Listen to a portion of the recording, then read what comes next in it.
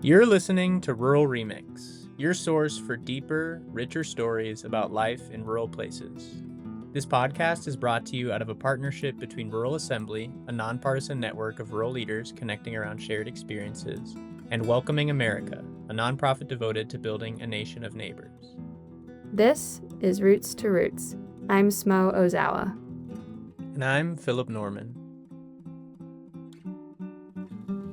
Without immigration across generations, rural America would simply not exist as it does today. In this podcast, you will hear from people who have made rural America their home. Some of them are newcomers who arrived in this country recently, and others come from families who arrived here generations ago. No matter when they came or where they came from, all of these folks arrived in rural America seeking a stable livelihood, community, and the promise of being accepted as they are. And all of them are committed to ensuring bright rural futures for all. This final episode, Better Together, explores the experiences of loneliness that rural immigrants face on a day-to-day basis. While adjusting to a foreign culture, a foreign country, and often a foreign language as well, many rural newcomers worry that no matter how hard they work, no matter how much they learn, they will never truly belong. According to this episode's storytellers, receiving communities play a critical role in determining the intensity of the isolation that newcomers experience. If communities embrace policies and practices of exclusion, their immigrant neighbors feel all the more alone. If they instead engage these neighbors directly, proactively addressing access issues, a strange new place can more quickly begin to feel like home. Calling in from Japan, Yoko Nogami describes how complex legal processes limit her ability to experience full belonging in either her country of origin or her adopted home of Blackie, Kentucky. A third-generation Japanese American, Mitch Homa looks back at Japanese American incarceration during World War II and speaks to the impact lawmakers and leaders can have from the top down when they make a stance around inclusion and fairness. In Fort Morgan, Colorado, Weifa describes the challenges of trying to get a seat at the table when you're both a recent immigrant and the only Black person in the room. Also in Fort Morgan, Kadro Abdi tells how language barriers and poor outreach efforts have left her parents out of the local political process. In Lamar, Colorado, leaders in the immigrant advocacy organization Lamar Unidos describe a range of access issues that have impaired their ability to adjust to rural American life.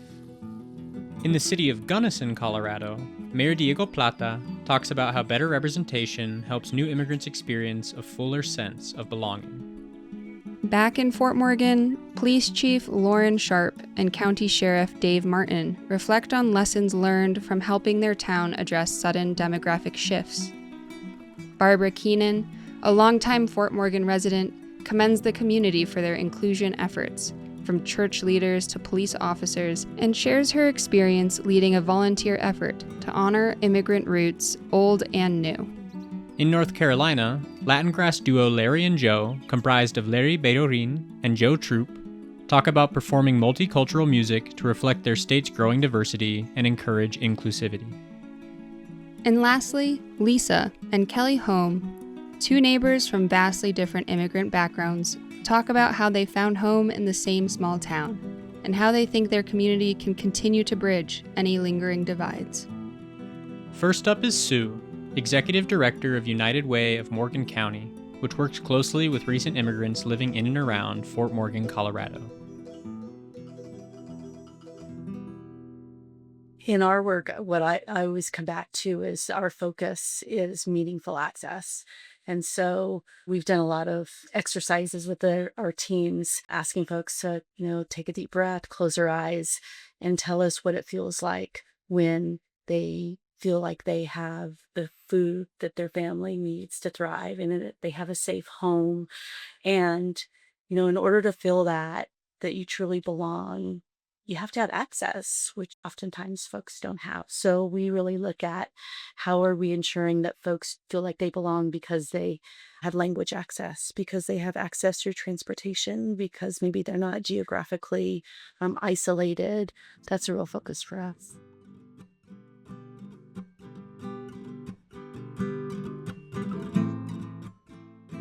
My name is Yoko Nogami. I am from Japan and I have resided in Eastern Kentucky for about 6 years, but I have been in the United States for about 40.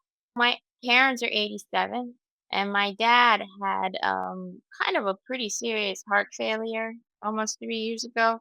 I'm an only child, so like I really have no choice but to be here for my parents, and it takes like 3 whole days to get back home, and it's a little bit difficult for me to be too far away. So I've been able to work remotely with Cowan. I go back there. I have a house in Blackie, so I go back. Um, my partner Randy is also there, and so I kind of have a flip flop dual life right now. I do my due diligence. I have a green card, but I have on top of that a another visa that allows me to stay out of the country for a long time. Because if you're a green card holder, you have to be in the United States for 6 months, which I cannot promise to do that. So I have that for another year or so, and then I probably need to renew, or maybe immigration will change by then. I don't know. It's hard to say. I think people are extremely unaware of immigration processes. There is no knowledge of what permanent residency is. There is no knowledge of citizenship and its restrictions. Japan is very, very conservative in its immigration policy. So, like, the Japanese internment in the United States during World War II, we abandoned all of those Japanese people. They were not allowed back home. They were not considered one of us anymore. That's the security thing that happened, and it's still maintained. That's why we can't have dual citizenship. It's like you either pledge allegiance to Japan or you're an outsider. You can't have both. Unless you are born in the United States and you carry that. Like my daughter is like that. She's a dual citizenship holder because she was born in the US and has that as well. My daughter lives in the United States and she'll probably stay there the rest of her life. So then what does that mean for me? I probably would want to stay closer to her if she had any kids. My hope was that because there are so many interracial marriages and intercultural and intercontinental marriages happening with children and all of those things, that finally Japan will release its archaic like immigration policy and everything else. I've lived in the southern United States most of my life. I feel very much that Eastern Kentucky is my home. That's where my heart is. But I am a Japanese person and I carry that a lot here. I feel, for my own sake, if anything happens between our prime minister and the president today, my immigration status tomorrow will change. So that is the kind of fear that I have, and I wish I didn't. Here's Mitch Homa, president of the Yamachi Alliance, which helps steward the Yamachi National Historic Site, a former Japanese American incarceration camp located in rural southwestern Colorado, talking about the impact then Governor Ralph Carr had on the Japanese American community. He was one of the handful of people that thought the whole mass incarceration of the Japanese was wrong. He came out and said it. He invited the Japanese Americans, with Colorado being outside the exclusion zone, to come to Colorado and be safe. A lot of people, when they got out of Heart Mountain or Manzanar, resettled in the Denver area because they had nothing to go back to in Los Angeles. Ralph Carr, at least at some level, set out, a kind environment within the state, and they felt safe versus going back to California where you had, all the discrimination and the anti-alien land laws where Japanese couldn't purchase land in California. The governor at least provided some sort of safe space instead of an unknown hostile environment. He probably cost him his political career with his support of the Japanese. I've never researched this or anything, but I'm assuming that had an effect on the Machi administration staff. They always mention that at least our Machi administration staff was fair. I've talked to many American Baptist ministers who here, their family was supporting the Japanese, but other family members, even though they were ministers, right, were drafted and were serving in the Pacific. And so you have those tough family dynamics and stuff too. And I'm sure, within the state legislature and stuff, even though Ralph Carr was supportive of the Japanese, I'm sure you had naysayers. I'm sure, even though we ended up with a great relationship in town, I'm sure there were people from Grenada that had their sons or daughters or relatives killed in the Pacific by the Imperial Japanese Army or Navy, right? But on the flip side, over 970 men and women, or 13% of the population of Mamachi, volunteered for military service. And I always pose this question to the young people, would you volunteer for military service when your country has your family locked up? Here's Huefa, Housing Program Manager at United Way of Morgan County.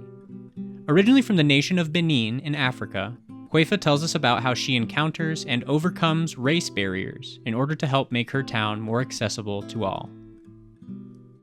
I left Benin in 2013 and I came here through the lottery visa, and it was an opportunity to move with a whole family, my 5 kids and my husband.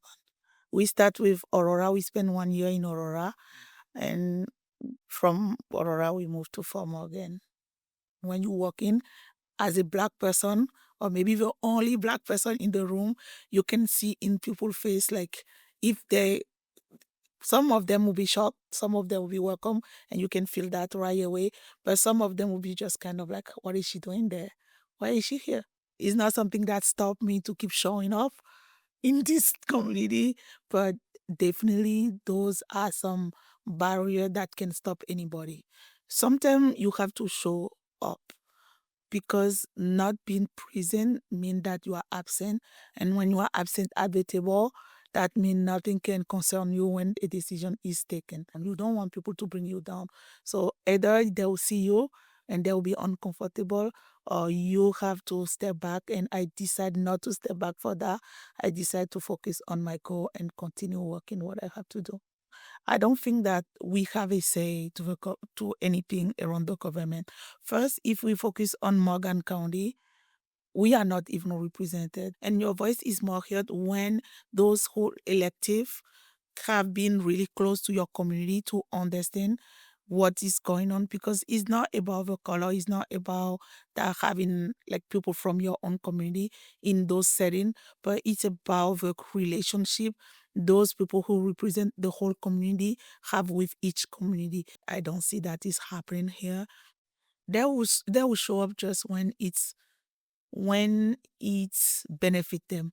They just want to show, like, if I take a picture with a Black person, like with Huefa, because she's doing this work, her community might see me as friendly and they might trust me. And I think it's more like political, like, strategies for them to get some vote out when it's time to vote for them.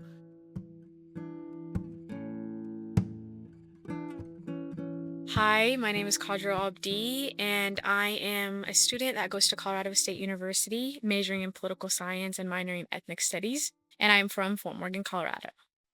It's kind of funny, but yeah, I do on my free time do watch the city council. I like to know what's going on. Like, I think a recent one was I live in these apartments. There was a parking lot like issue because they're trying to renovate it, and I think it got denied.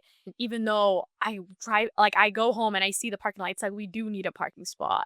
I felt like our voice wasn't being heard over there, and I kind of got frustrated because it's like the parking lot is so small, and they're trying to there's no people for people to go, and there's no people to park, and it's just all smushed together. And I felt like there could have been a better way for the city council to kind of make it bigger, But I feel like since there was not a person to kind of like advocate, they kind of just pushed that. So that one, when I watched that, it kind of made me frustrated. I mean, I go home and I do tell my mom, I'm like, yeah, I watched the city council and we're not getting a parking lot. We don't know what's going on in our town when it comes to city council and all that stuff, because my parents don't speak the language, and it's just they're immigrants, and it's just kind of hard because, they've lived here for a long time. They're not very involved. I do hopefully and want to run for city council. Like I have a lot of unfinished business that I want to do because I've grown up here, I've seen how people act. I've seen how our voices are not being heard. The testimonies you're about to hear were recorded during a group interview with women involved in the grassroots immigration advocacy organization based in southeastern Colorado, Lamar Unidos. First, you'll hear the Spanish audio of each member of the group introducing themselves. Then, you'll hear the translated versions of each speaker sharing their story. Yo soy Nancy y vivo en Lamar. I'm Nancy and I live in Lamar. I think that when we got here, we traded some things for others. We left the support system, we left everything that we knew behind. We let family, friends, and we changed them for a new opportunity. Afterwards, adapting ourselves to this place has been difficult. I'm not going to say it's all negative, but there are more barriers than opportunities. But if we are talking about lifestyles or quality of life when it comes to, for example, the ability to be able to give our kids a weekend, take them to the movies or take them out to a place to eat or that they like, etc. There are more opportunities here. All in all, depending on what we're focusing on, it's that balance because we don't emigrate. Nobody emigrates for fun.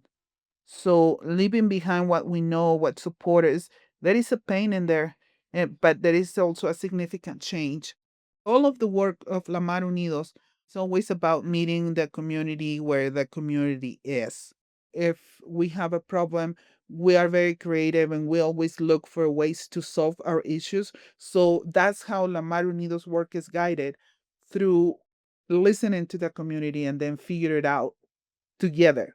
It's not that we try to assume or impose our ideas in the work that has to be done because we totally understand that even if I put on your shoes, I might miss something. So I need to listen carefully how you feel, what you need, and what you think it has to be done in order to solve that issue. And that will make the process flow in a better way. Mi nombre es Mayela y ya no vivo en Lamar, Colorado, ahora vivo en Hasty, Colorado. My name is Mayela, and I don't live in Lamar, Colorado anymore. I live in Hasty, Colorado now. Está como mucha controversia porque, por ejemplo, yo vivía en la I ciudad. came with y the todos illusion of teníamos having a ahí. better future for my son, of giving him a little better economic stability, and of being someone better in life. I am alone here, too. I have no family. It is difficult to start alone again. I think that the priority is healthcare, something that is not there, that we do not have in Lamar. For example, my child now needs attention from a dentist, and I have to travel to it, out of town, to be taken care of. For someone who is just arriving here, and I consider myself to be arriving because I haven't been here for very long, I still do not understand very well, and I do not feel able to look elsewhere for the dentist that my son needs. Over on the western slope of the Colorado Rockies, here's Diego Plata, the mayor of the city of Gunnison. I understand that I was the first elected official to be an immigrant within the city of Gunnison, and definitely the first Spanish speaker within the city of Gunnison to be on council, let alone mayor. I'm incredibly proud and humbled to say that our mayor pro tem is Marisela Ballesteros, and she was born and grew up here in Gunnison. Her family migrated to the U.S. from Nayarit, Mexico, and so she's a member of the Cora community, an indigenous group of Mexicans that live in the mountains of Nayarit. And then we here in Gunnison are home to the second largest group of Cora indigenous people in the world. Immigration has been a very hot button topic nationwide, and efforts continue to increase when it comes to finding and deporting illegal immigrants. We are fully aware of the conversation and the impacts that this has on many families across the nation, and specifically here in Gunnison, and have had a lot of fear, palpable, notable fear in people's faces and demeanor when it comes to this very topic. The city police department has, in my opinion, done a fantastic job at getting ahead of the narrative. We have done a great deal of due diligence through our attorney to understand exactly where the city can and cannot stand, to really understand that message and then relay it to those who are here, using it as an opportunity to build trust. The biggest concern that our police department and that I personally had were individuals who were not reaching out to the police when they were in danger because of fear of their legal status. And in some cases, we, would have an individual in a, let's say, domestic abuse scenario that was afraid to call the police department because of this fear. And that is exactly the type of situation that we were trying to get at by letting folks know that, hey, we're not responsible for enforcing federal law. We're here to ensure your health and safety. So please do call. Lauren Sharp, I'm the Chief of Police, Fort Morgan. I'm David Martin, or I go by Dave. I'm the elected sheriff of the county. I put out a statement several months ago about what we don't do so that people understand that if you see the police, we're not here for any deportation or any immigration issues. That's not what our role is. Let me be very clear. We will work with any federal agency. This is what we cannot do, and we do not arrest somebody solely on an immigration violation because it's not the law. We follow the law. And as a police department, our job is to follow the law, whether we like the law, whether we don't like the law, we have to follow it and we have to enforce it. And so trying to educate people on what the law actually says is the big thing to try to do. But in the state of Colorado, we're not even allowed to ask somebody's status, whether they're here legally, illegally, that's irrelevant. We treat everybody the same, regardless. If you're a victim of a crime, it doesn't matter what your status is. The FBI and the ATF and the DEA and immigration all exist to enforce federal law. We don't enforce federal law. We enforce state and local law. There is no state crime against immigration or illegal immigration or anything like that. So I can't arrest them for that. It would be illegal for me to do anyway. It'd essentially be kidnapping somebody, but I couldn't take them. And there's no facility that we can just go drop somebody off to. It just doesn't happen. And on that same note, we're the same way on my operations side of things. Anything we do has judicial review. One of the reasons that we can't hold on immigration warrants is because they don't have the judicial review from a judge. And we don't give any information to ICE about, hey, Steve just got arrested. Everybody who gets arrested and comes to my jail gets booked in. During our booking process, we ask you where you're born, but we don't ask you if you're here legally or not. We don't care. All that information goes into our jail management system, JMS. That information pushes into our fingerprint system, and then we fingerprint people. Those fingerprints are transmitted electronically, and they go to CBI, the FBI. They go to a menagerie of people. That's where immigration says, oh, Steve got arrested. We just ran his fingerprints in Fort Morgan, and so they issue a detainer while he's in my custody that says, we want him. He's here illegally. We want to pick him up. Once he satisfies whatever criminal charge he's here for, I have to release him. I have 6 hours by statute from the time either the judge has authorized their release on a PR bond or set a bond, or they're ready to post bond. I have 6 hours. I can't delay that process to allow for immigration to get here. If immigration has not issued a valid warrant that's had judicial review, I can't hold them on that. This is a political topic, clearly, Right. But it's not political on our side. So regardless of what my personal belief is should happen, we're going to follow the law, and that's what we do. That's what our oath was, to uphold the Constitution and to uphold the laws of the state of Colorado and the city. Probably 2008, I had a unique opportunity, 2009-ish, to meet with some people from several different countries. They were leaders of Middle Eastern countries, and I was sitting at a restaurant here with the guy that was shortly after when Saddam Hussein was captured. Shortly after that, I was sitting there talking to one of their leaders, and he was sitting next to me, and he said, how do you make sure that people's human rights are protected? That's a hard question, right? I said, well, we have a Constitution of the United States. He goes, well, so do we, but people don't follow it.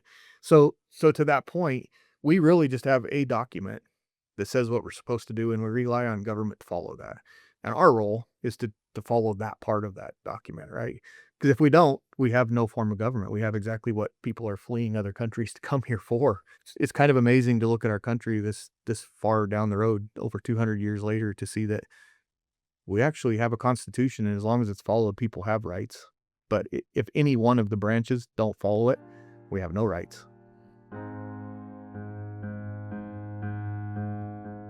I'm Barbara Keenan, and I taught in Fort Morgan High School from 1964 to almost 2000. And then after that, after I stopped teaching in a classroom, I volunteered in school, I volunteered in the community, and I'm very involved with the immigrant population and programs that have to do with them.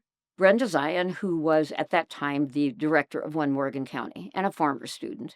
Another really remarkable, you realize that to me, anybody is young. So, a young woman named Damaris Cooksey, who's an ELL teacher at the middle school, had just been to Cincinnati and had brought back this wonderful brochure, like a threefold, that they had put out for their immigrant roots. And we thought, what a great idea that was. And so, when Brenda came and said, would I get some people together that might like to do this? I did. And so that's what we did all through 2011 and 12. And I think it finally went together in 2013. So the school district, bless their heart, provided the printing, and then we put it together. The booklet is called Morgan County, A Land of Immigrants, Cultivating a Thriving Community. Our People, Our Stories. And all of the flags in the front of it were the people that we interviewed. And we're hoping to, well, we're not hoping, we are going to update that by 2025 to be more inclusive and have all of our newcomers. We have a little chapter on the Ku Klux Klan that thrived here, sorry to say, but got dumped again because this community, I think, is basically decent.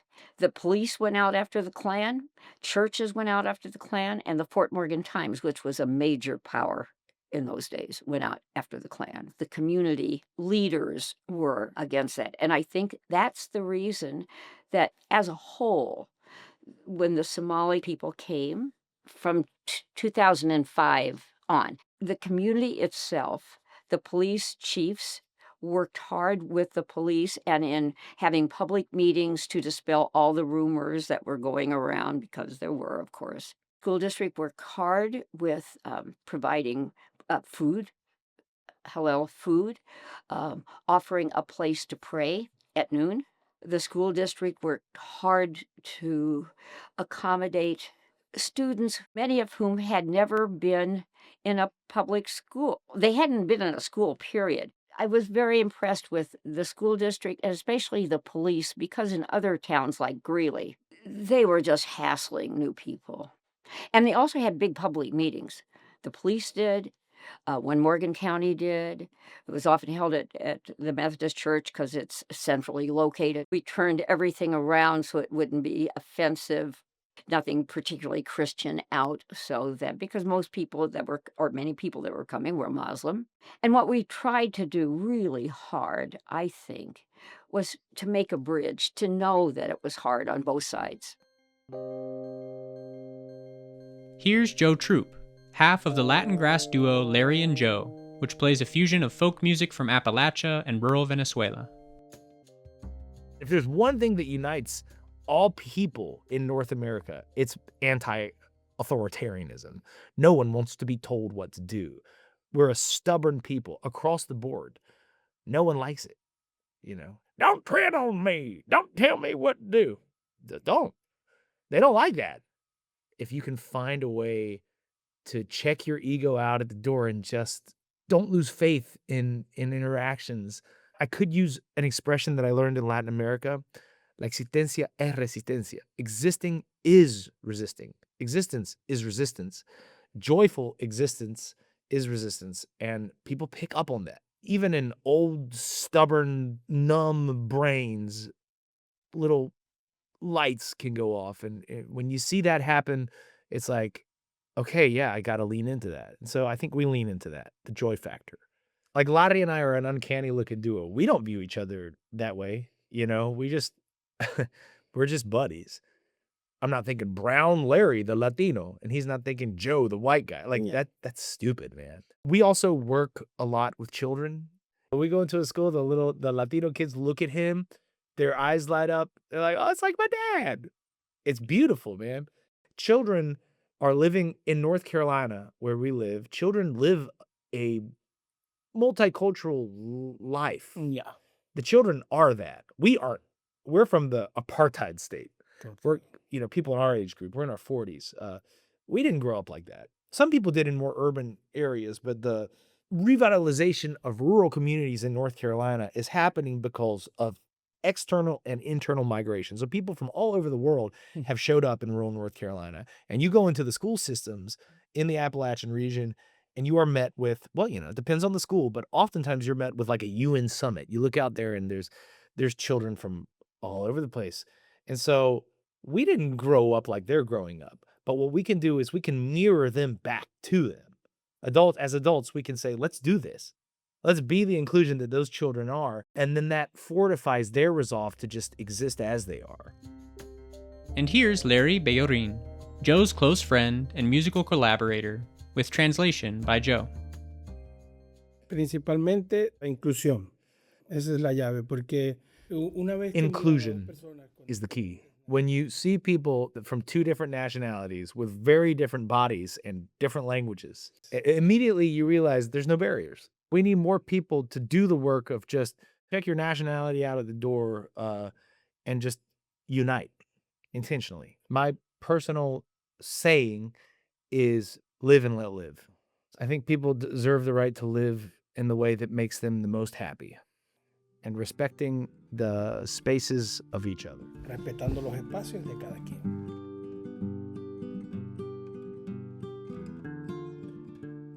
My name is Risa. I live for Morgan for 11 years. I was born in Rwanda, East Africa, and we moved to Kenya in 1994. And we grown up in Kenya. We stayed there for 7 years. Then we moved to Colorado. Rwanda was okay before genocide. My mom liked to farm, so we have a big farm, and we have everything was provided for us. We have food. You don't have to work, and we don't have to pay no bill, nothing. So life was good. When genocide happened in 1994, they have Tutsi and Hutu, and people are killing each other.